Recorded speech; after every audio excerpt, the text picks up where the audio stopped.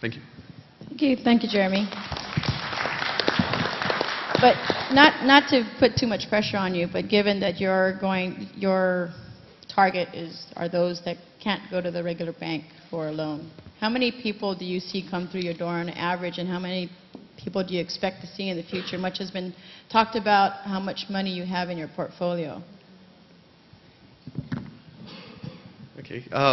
Well, just to give you a picture, with the the economic crisis that happened in the United States, it's lowered interest rates, but it's also made some aspects of conventional lending a little more difficult. So we've actually been getting more people in our doors that have really good credit but are unable to get financing. So we've been seeing more people come in. And as a matter of fact, in fiscal year 2009, Guam Housing, we lent a total of $5.7 million, which is double what we lent in 2008. And already we're only in the second month of fiscal year 2010, and we have a potential of $7 million in lending to this point. Thank you. I wanted everybody to know some of that information. Steve? Nora, thank you for allowing me to be part of this panel. I'm Steve Cruz from USDA Rural Development. We often get phone calls, though, can we inspect meat and inspect plants? No, we're not that agency. We specialize in rural development. Okay. And so before we became rural development, we were known as Farmers Home Administration. In the mid-90s, we changed our name because we're no longer doing the farm program. And so we're known as rural development.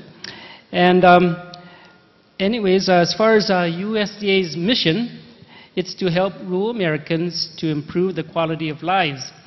Each year, we create and preserve tens and thousands of rural jobs. We build and update rural infrastructure, and we create and improve more than tens and thousands of units of quality of rural housing. We also work with the state and the local governments. We also work with private lenders and nonprofit organizations. And so in our housing program, our goal is to provide eligible low-income persons an opportunity to obtain adequate, modest, decent, and safe housing. And so how do we help? Well, like a bank, we're a lender. We do lend money. We also give grants as well. And how we can help is also we help the local population obtain 100% financing. It's provided, of course, that the market value is sufficient compared to the sales price. And so again, we partner with, I'd like to name a few of our partners. Of course, it's Guam Housing. We do leverage loan program. We do a leverage loan program with them. We also we want to thank also the First Ladies, Guam Hope Foundation. They're our partner, our nonprofit organization partner. We have Carlos Camacho and the Micronesian Self-Help as our partner as well. And of course, we have all the private lenders, the major private lenders, Bank of Guam, and 7 other lenders that we partner in doing guaranteed loans. And so how have we done in the past 10 years? Well, Rural Development has issued out loans as well as guaranteed loans of over $155 million in housing for the past 10 years. We have the ability to finance not only just the purchase of the home, but even total financing, even including the closing cost fees. And so Rural Development, again, specializes in trying to help families who might not qualify to get a conventional loan. We're not trying to take away their work. We're trying to help those that fall out of the range in qualifying at the local lenders. And so we're there to be an alternative. We don't provide solutions for everybody, but we do have we can provide a small solution to those that aren't eligible. And so at that, I'll go ahead and give it to Mike now. Thanks, Steve.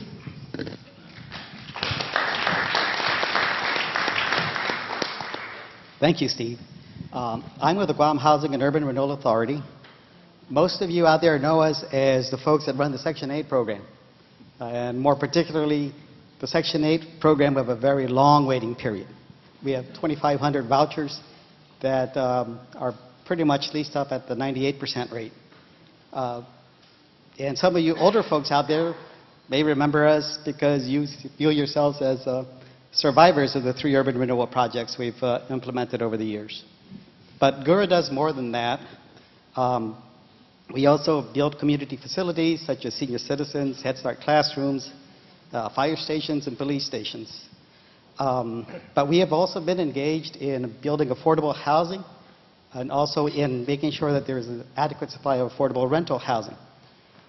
Some of the projects we've completed in the past include building 40 homes in Aston that were sold to families at or below 80% of median income. We built 76 homes in Estumbo in 2 phases that were also targeted at families at or below 80% of median income.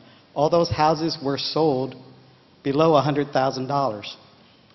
Our most recent effort is our Sagan Bonita project, which we are doing in conjunction with Steve's USDA as well as Carlos Camacho's Micronesian Self-Help Housing. That is basically trying to carve out of a valley in Manilao a subdivision with 56 homes. We're looking at a development budget of $12 million, and the average cost of developing those 56 homes will come out to about $220,000.